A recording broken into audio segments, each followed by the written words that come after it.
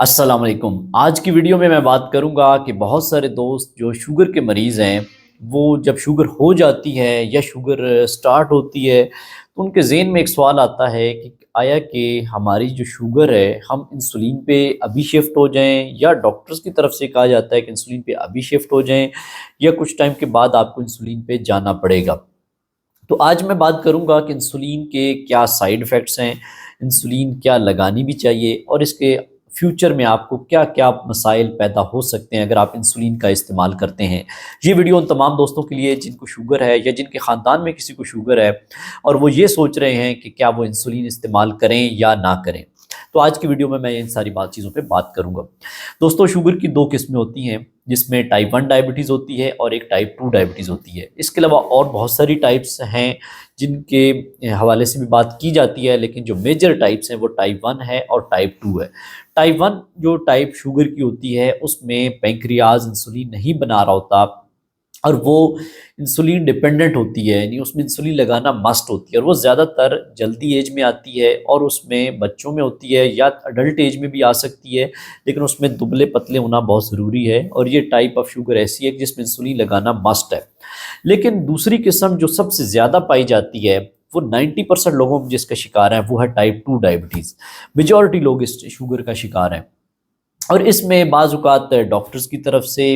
Patient को लगा दी जाती है अननेसेसरी, या पेशेंट की तरफ से ये सोचते हुए कि वो फ़लाँ हमारा दोस्त इस्तेमाल करता है इंसुलिन, तो क्यों ना हम भी इस्तेमाल कर लें। दूसरा ये भी आता है ख़्याल कि आया कि इंसुलिन पे 10 साल बाद जो शिफ्ट होना है, तो अभी इंसुलिन पे चले जाते हैं कि हमारी शुगर कंट्रोल हो जाए।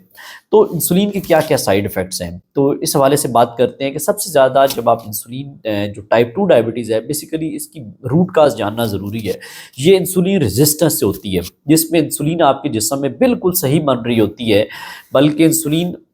एक्स्ट्रा बन रही होती है आपके जिस्म में, लेकिन उसको काम नहीं करने दिया जा रहा होता इंसुलिन रेजिस्टेंस की वजह से। आपके खुलिये जो होते हैं, दरअसल वो ओवरफिल हो जाते हैं शुगर से, वो इंसुलिन को पहचानते नहीं, उसको रिस्पॉन्स नहीं देते। खुलियों में इंसुलिन का काम होता है कि खुलियों में शुगर को पहुँचाना, लेकिन आपके खुलिये जब ओवरफ्लो हो जाएँ, भर जाएँ शुगर से, तो अंदर से लॉक लगा लेते हैं या रिसेप्टर्स आगे से रिस्पॉन्स नहीं देते, तो जिसकी वजह से हम इस पे प्रॉब्लम को कहते हैं इंसुलिन की रेजिस्टेंस हो गई है या हाइपर इंसुलिनीमिया हो गया, यानी कि इंसुलिन जिस्म में ज़्यादा बन रही है। तो जब इंसुलिन ज़्यादा ऑलरेडी बन रही है और ऊपर से आप बाहर से इंसुलिन ज़्यादा लगाएँगे, तो एक जो साइड इफ़ेक्ट जो सबसे इंपॉर्टेंट है, वो है वेट गेन। यानी कि इंसुलिन का साइड इफ़ेक्ट है कि ये वज़न बढ़ाती है। जिन लोगों का वज़न कम होता है या जिनका वज़न ऑलरेडी ज़्यादा होता है, तो इंसुलिन लगाने से उनका वज़न बढ़ जाता है। इसके अलावा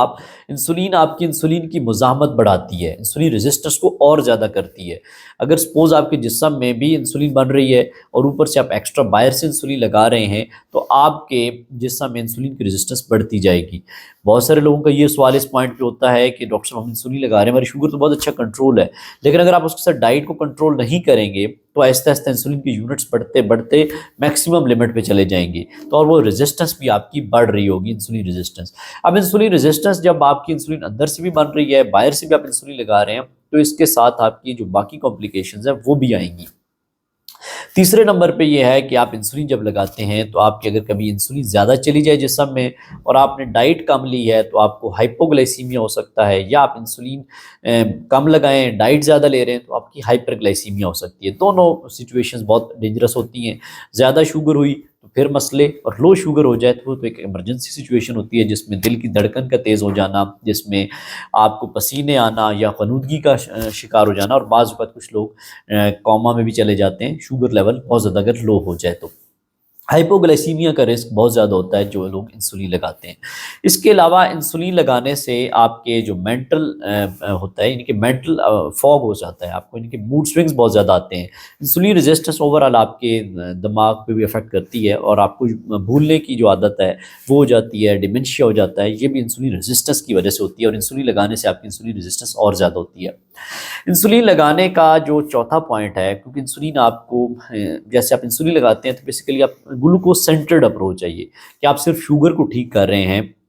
लेकिन इंसुलिन रेजिस्टेंस आपकी जब बढ़ रही है तो ये बाकी प्रॉब्लम्स आपके बढ़ा रही है, जिसमें आपका ब्लड प्रेशर का बढ़ जाना। दरअसल इंसुलिन जो है ये फैट फॉर्मिंग हार्मोन भी है, यानी कि ये फैट डेपोजिशन करवाती है आपके जिस्म में, तो जिसकी वजह से आपके कोलेस्ट्रॉल के लेवल्स भी बढ़ जाते हैं। जितनी आपकी एक्स्ट्रा शुगर ब्लड में जाएगी ये उसको फैट में कन्वर्ट कर देगी, यानी आपकी इंसुलिन जितनी बॉडी में ज़्यादा होगी, आपके फैट फॉर्मिंग हार्मोन जो इंसुलिन है यानी कि वो आपके फैट अंदर बढ़ाएगा, आपके ट्राइग्लिसराइड्स बढ़ जाएंगे, आपका ब्लड प्रेशर बढ़ जाएगा। दूसरा, इंसुलिन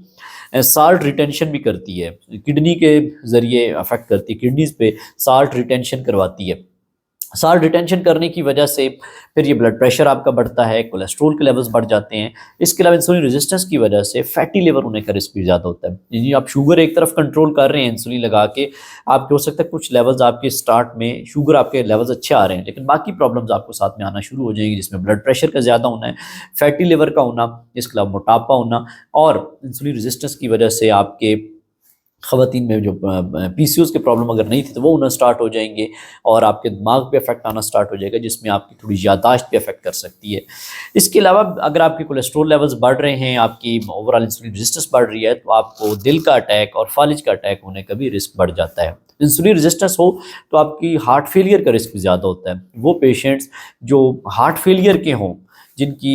इजेक्शन फ्रैक्शन कम हो, अगर वो इंसुलिन लगाते हैं तो उनके हार्ट पे और ज़्यादा प्रॉब्लम आता है, क्योंकि ये फ्लूइड रिटेंशन करवाती है बॉडी में, जिसकी वजह से उनके हार्ट को और ज़्यादा पंप करना पड़ता है, जिससे हार्ट फेलियर के अलामात जो होती हैं वो और ज़्यादा बढ़ सकती हैं इंसुलिन लगाने के साथ।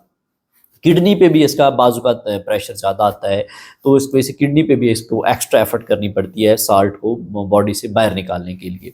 इसके अलावा जो इंसुलिन आप लगाते हैं, उसकी जिस जगह पे आप लगाते हैं उस जगह पे लिपोडिस्ट्रॉफी हो सकती है, आपकी स्किन के नीचे फैट अकामुलेशन हो सकती है, फैट जमा हो सकता है, और आपको एक लम्प टाइप यानी कि गोला टाइप महसूस होगा उस एरिया में। तो इंसुलिन बेसिकली, क्योंकि फैट फॉर्मिंग हार्मोन जैसे मैंने पहले बताया, तो ये उस जगह पे फैट जमा कर